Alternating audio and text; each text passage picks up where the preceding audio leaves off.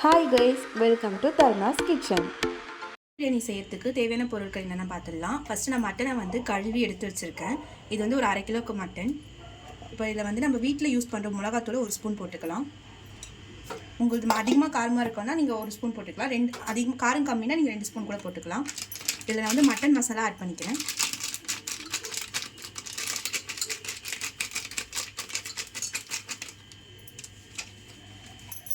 கொஞ்சோண்டு கரம் மசாலா,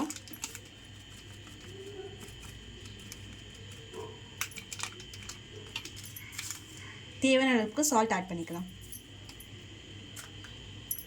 இப்போ நம்ம மட்டனை ஒரு சொம்பு தண்ணி ஊற்றிக்கலாம்.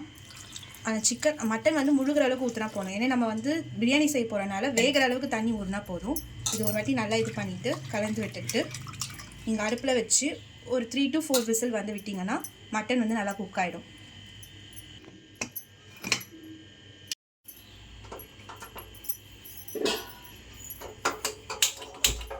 இப்போ நம்ம குக்கரில் ஒரு 3 to 4 விசில் வைக்கலாம். நல்லா மட்டன் நல்லா குக் ஆகிற அளவுக்கு வச்சா மட்டும் போதும். இப்போ நம்ம குக்கரில் செய்ய போகிறனால பிரியாணியை இப்போ நம்ம குக்கரை வச்சுட்டு இதில் தேவையான அளவுக்கு எண்ணெய் ஊற்றிக்கலாம்.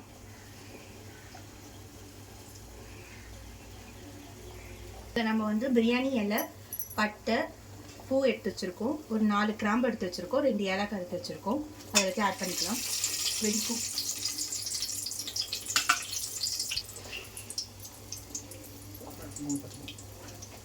இதில் ஒரு 5 பச்சை மிளகாவை நான் நீட்டு வாக்கில் கட் பண்ணி வச்சுருக்கேன். அதையும் ஆட் பண்ணிக்கலாம். அதுக்கப்புறம் ஒரு 4 வெங்காயத்தை நான் நீட்டு வாக்கில் கட் பண்ணி வச்சுருக்கேன். இதையும் நம்ம ஆட் பண்ணிக்கலாம்.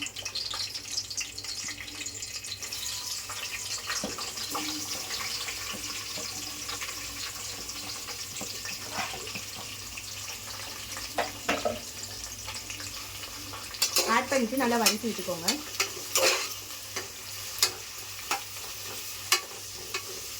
நான் பெரிய வெங்காயம்னால ஒரு 3 வெங்காயம் எடுத்திருக்கேன். உங்கள் வீட்டில் சின்னதாக இருந்தால் ஒரு 5லேருந்து 6 வெங்காயம் எடுத்துக்கலாம். இதுமாதிரி நல்லா ப்ரௌனாக வதங்கின பிறகு நம்ம தக்காளி ஆட் பண்ணிக்கலாம். தக்காளி நானும் நீட் வாக்கில் ஒரு 4 தக்காளி சின்ன தக்காளி ஆட் பண்ணி வச்சுருக்கேன். அதை ஆட் பண்ணிக்கலாம். கட் பண்ணி வச்சுட்டு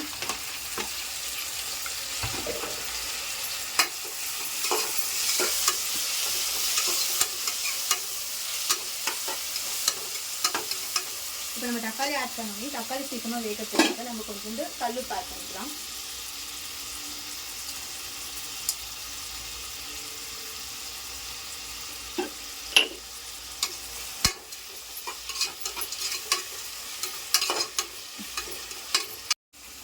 நான் 2 ஸ்பூன் இஞ்சி பூண்டு பேஸ்ட் ஆட் பண்ணிக்கிறேன். இஞ்சி பூண்டு அந்த வாசனை போகிற வரைக்கும் நல்லா வதக்கிட்டோம். அதனால் நம்ம லோ ஃப்ளேமில் வச்சு கொஞ்சம் வேக விடலாம். இப்போ நம்ம ஒரு 4 விசில் வச்சுட்டு மட்டனை நல்லா குக் பண்ணி எடுத்தாச்சு. மட்டன் நல்லா குக் ஆகிருக்கு. இப்போ நம்ம என்ன பண்ண போகிறோம்னா தண்ணி இல்லாமல் ஃபஸ்ட்டு இதை ஆட் பண்ணிக்கலாம்.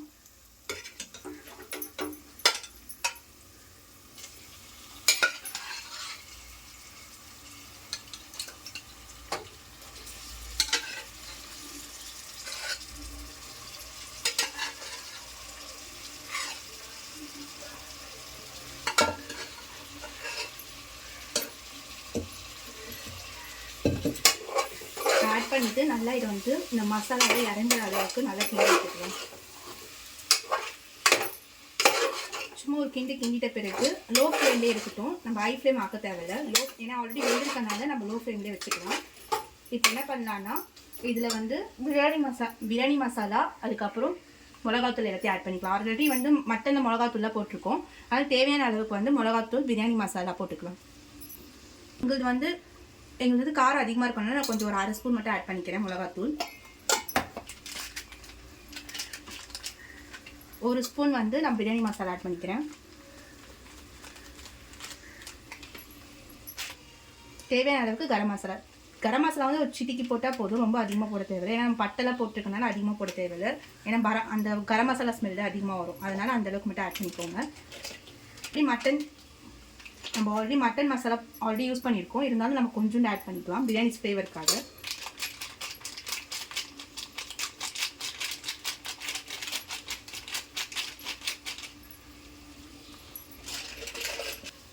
இப்போ நம்ம இது எல்லாமே நல்லா மட்டன் கூட இறங்கணும், அந்தளவுக்கு நல்லா ஃபுல்லாக கிண்டி விட்டுக்கலாம்.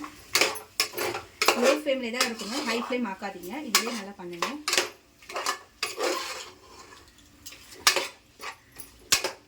இப்போ பார்த்தீங்கன்னா உங்களுக்கு நல்லா தெரியும் மட்டன் கூட வந்து அந்த மசாலா நல்லா மர்ஜ் ஆகிடுச்சு. இப்போ இந்த டைமில் வந்து நம்ம என்ன பண்ண போகிறோம்னா கொஞ்சோண்டு புதினா ஆட் பண்ணிக்கலாம்.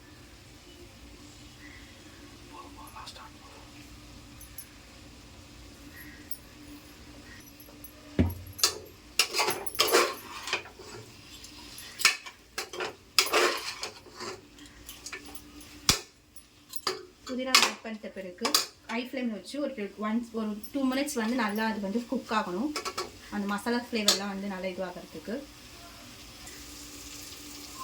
தயிர் வந்து நான் 1 ஸ்பூன் ஆட் பண்ணிட்டேன்.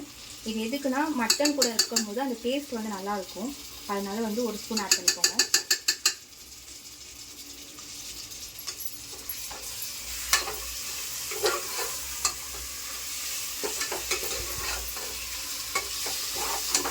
இப்போ இது 1 மினிட் ஆகிடுச்சு. இப்போ நீங்கள் லோ ஃப்ளேமில் வச்சுட்டு நம்ம அரிசியை வந்து நான் கழுவி வடிகட்டி எடுத்து வச்சுருக்கேன். ஏன்னா இது ஊற வைக்கக்கூடாது, ஊற வச்சோன்னா நம்ம அரிசி வந்து 2 உடஞ்சிரும், அதனால் வடிகட்டி எடுத்து வச்சுருக்கேன். இப்போ இந்த அரிசியை நம்ம ஆட் பண்ணிக்கலாம்.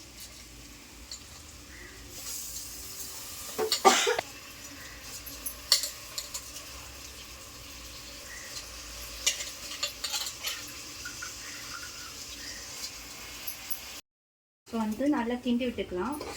தண்ணி ஊற்றுறதுக்கு முன்னாடி சும்மா மேஷ் பண்ணி விட்டுருங்க, அப்படியும் பரவணும் இந்த மசாலா அதில்.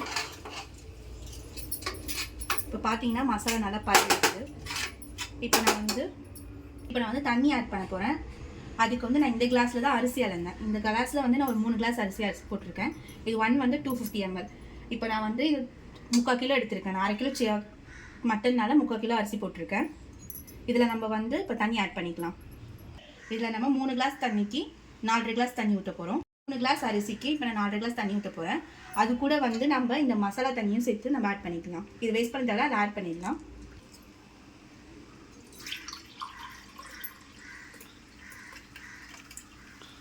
இப்போ இது கரெக்டாக 1 கிளாஸ் இருக்குது. இது இல்லாமல் நம்ம இன்னும் 3.5 கிளாஸ் ஆட் பண்ணணும்.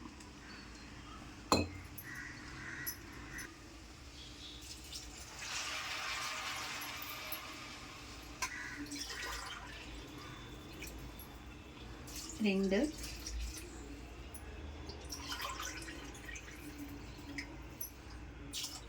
3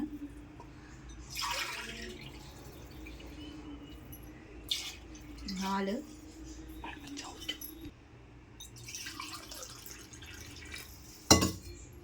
1/2 கிளாஸ் தண்ணி.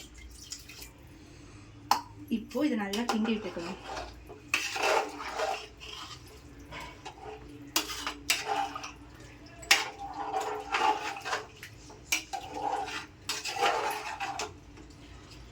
ஆல்ரெடி மட்டன் நல்லா வெந்திருக்கனால நம்ம வந்து ஒரு 3 விசில் விட்டால் மட்டும் போதும். அரிசி வேகிறதுக்கான 3 விசில் மட்டும் விட்டால் போதும். ஆல்ரெடி மட்டன் நல்லா குக் ஆகிடுச்சு. இது மூலயமா வந்து நம்ம 5 விசில் 4 விசில் விட வேண்டிய அவசியம் இருக்காது. சூப்பராக பிரியாணி ரெடி ஆகிடும். இப்போ நான் எடுத்து வச்சுருக்க மீதி புதினாவை இதில் ஆட் பண்ணிக்கிறேன்.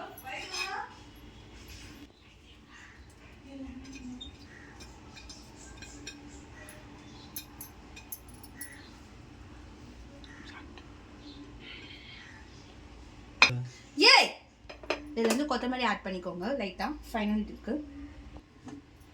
இப்போது நம்ம இதை க்ளோஸ் பண்ணிவிட்டு ஒரு 3 விசில் விட்டோம்னா பிரியாணி ரெடி ஆகிடும்.